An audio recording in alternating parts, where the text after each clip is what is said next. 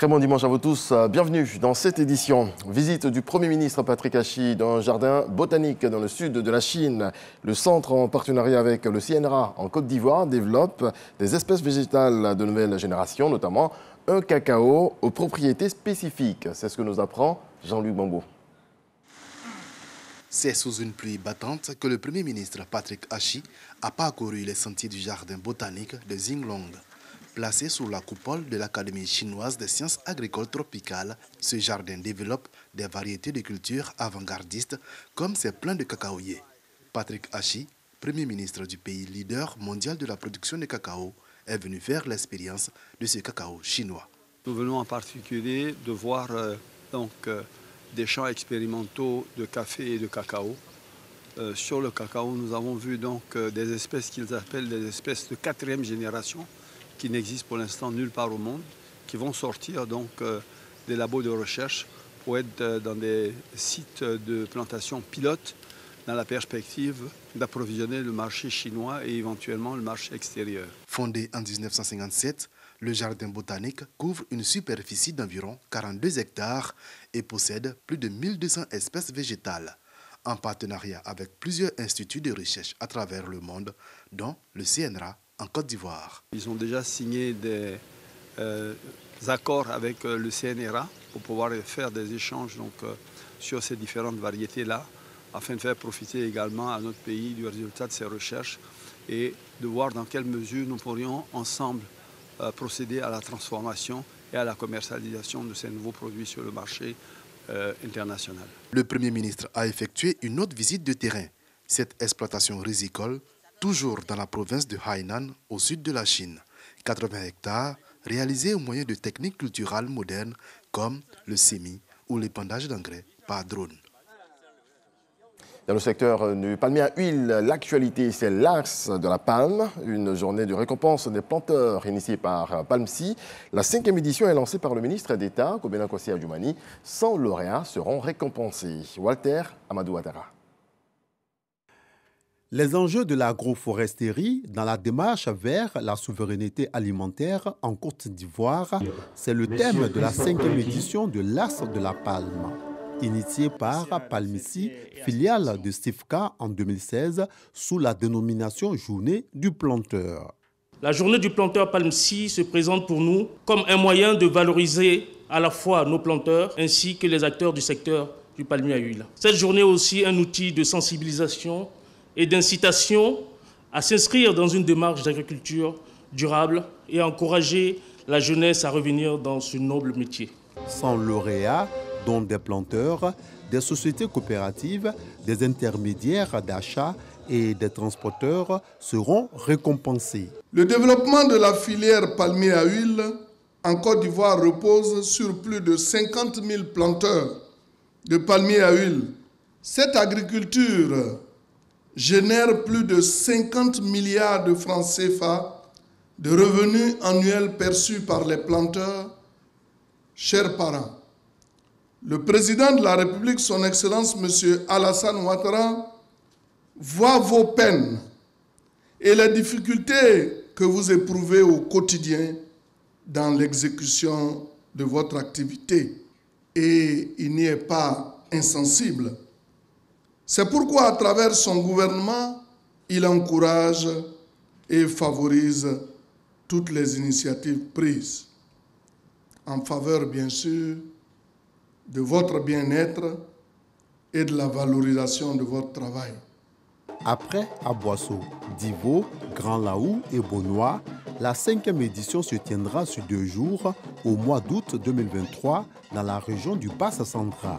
Au moins 10 000 visiteurs sont attendus. Un autre rendez-vous, cette fois dans l'immobilier. Il s'agit de la 4e édition du Forum international du logement social, économique et standing. L'événement aura lieu du 15 au 17 juin prochain à Abidjan. Le point de Lanciné Bakayoko. Le diagnostic fait par la Chambre nationale des promoteurs immobiliers et constructeurs agréés de Côte d'Ivoire inquiète. Selon son président, Sidiki Sangaré, les prix du logement et du foncier ont augmenté de 70 à 80%. Le prix du terrain étant presque équivalent à celui du bâti dans la constitution du coût du logement.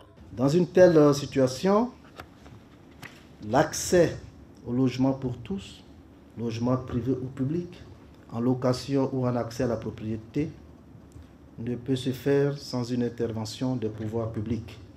Cette intervention peut prendre de multiples formes. Aide à la personne, subvention constructeur, action foncière, organisation du système financier, prêt à taux réduit. Cette rencontre qui aura lieu du 15 au 17 juin prochain à Abidjan vise à trouver une solution à la problématique du financement de l'accès au logement en Afrique. Il s'agit de promouvoir les logements abordables pour tous les citoyens afin de résorber le déficit de logement, notamment en Côte d'Ivoire. C'est une urgence parce que l'éducation à l'achat du logement, à l'accès au logement, au financement, tous ces aspects-là, il faut qu'il y ait une ambition pour les jeunes. Si vous avez une ambition pour les jeunes, c'est sûr que les projets vont marcher parce que les jeunes, c'est le présent et c'est l'avenir. Le président Alassane Ouattara a fait du logement social une priorité de son gouvernement avec un objectif de 150 000 unités. Cette édition des Philos met en avant l'accessibilité de la jeunesse aux logements sociaux et à la production de logements de qualité. Plus de 20 000 participants sont attendus à Abidjan. On quitte Abidjan pour la région du Béquet. Le ministre en charge de la réconciliation nationale y est en tournée. Kwadio Konabertin prépare déjà la journée nationale de la paix qui sera célébrée en Côte d'Ivoire le 15 novembre prochain, officiellement à Bouaké, le point de Chartatou. Sakassou, siège du royaume baoulé. Le ministre de la Réconciliation nationale y est allé pour l'annonce de son projet de paix, à savoir la célébration de la journée nationale de la paix du 15 novembre prochain qui a pour cadre la ville de Bouaké, capitale de la région de Béquet. Ici, Kwadio Konabertin a usé de la méthode employée à Bouaké pour informer et sensibiliser les populations à la paix. Tous les chefs des 72 villages sont venus dans le bois sacré dont nous sommes parlés. Maintenant, nous allons finir avec les communautés. Le message a été unique. Donc, nous sommes venus, nous avons trouvé une population qui a bien accueilli le projet, l'idée de cette journée de la paix dans le Béquet. Et je suis presque confiant pour dire qu'ils vont déjà s'activer pour nous réserver un bon accueil. Nous allons nous préparer pour être à ce rendez-vous. Et pour y être, il faut apaiser les cœurs. Le ministre de la Réconciliation nationale a bouclé sa tournée de paix à Sakassou, attendant beaucoup des populations de la région de Béquet pour le succès de la célébration de la paix le 15 novembre prochain. On parle aussi de paix dans la religion, surtout en cette période de jeunes musulmans. À la RTI, les différentes confessions religieuses ont pris part à la traditionnelle rupture collective de la communauté musulmane ce vendredi. On voit cela avec Khalil Diomandé et Patricia Omouetia. Le stade de la haute fréquence de la radiodiffusion télévision ivoirienne RTI sous un air de convivialité et de partage. À l'occasion du 9e jour du Ramadan, la communauté musulmane des agents de la RTI, Komiarsi, et celle des chrétiens catholiques communient en toute fraternité.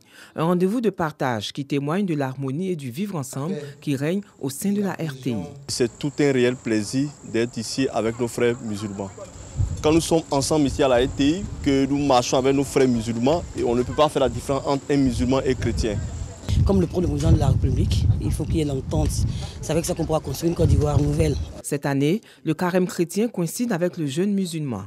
Loin d'être fortuit, ce moment de spiritualité partagée sonne ici comme un appel à plus de générosité et d'entraide entre les deux communautés. Il importe de multiplier les actions de générosité et de bonté. Nous devons partager, nous devons être solidaires, nous devons nous entraider, nous devons nous aimer sincèrement. Je voudrais nous engager tous à aller dans ce sens, le sens de l'amour les uns pour les autres, le sens de la générosité et du partage, le sens de la fraternité vraie. Bonne suite des Ramadans, bonne cohésion dans notre entreprise et dans le pays. Invité à cette 4e édition de la rupture collective de jeunes de la COMIARCI, le président du COSIM, par l'entremise de son directeur de cabinet, a exhorté les agents de la RTI à cohabiter en bonne intelligence pour le succès de l'entreprise. Le COSIM a aussi fait don d'une 50aine de livres saints. Des prières pour la stabilité et la paix ont couronné les festivités. Dernière escale de l'actualité nationale en culture et l'exposition des œuvres de l'artiste peintre espagnol Feu Antoni Calvé. Des œuvres hors du commun avec une touche africaine que révèle la Fondation Dombaï dans la commune de Cocody sous les regards de la ministre de la Culture, Françoise Remarque. Serge Pacom-Didi, Patricia Omouetia. Après la ville de Venise, Abidjan abrite l'exposition des œuvres de Feu Antoni Calvé, artiste, peintre, sculpteur, graveur espagnol, décédé en France, son pays d'accueil. Des membres de la famille de l'artiste présentent l'œuvre du grand maître espagnol. Esprit guerrier est le thème choisi de cette exposition qui se tient à l'initiative de la Fondation Dombaï. En regardant cette exposition, qu'on retrouve des expressions d'artistes contemporains africains. Il y a un dialogue qui s'établit, il y a vraiment une vraie universalité. On est très content que cette sélection d'œuvres vienne à Abidjan, en Côte d'Ivoire. C'est la première fois qu'on amène Clavé en Afrique et pour moi c'est très important. Ce qui me fascine, c'est que ça traverse tous les continents, tous les pays, que ça parle. Passionnés et professionnels de l'art, parmi lesquels la ministre Françoise Remarque et l'ambassadeur du Royaume d'Espagne en Côte d'Ivoire, tous séduits par ces œuvres inspirées des classiques africains qui ont connu un franc succès à travers le monde.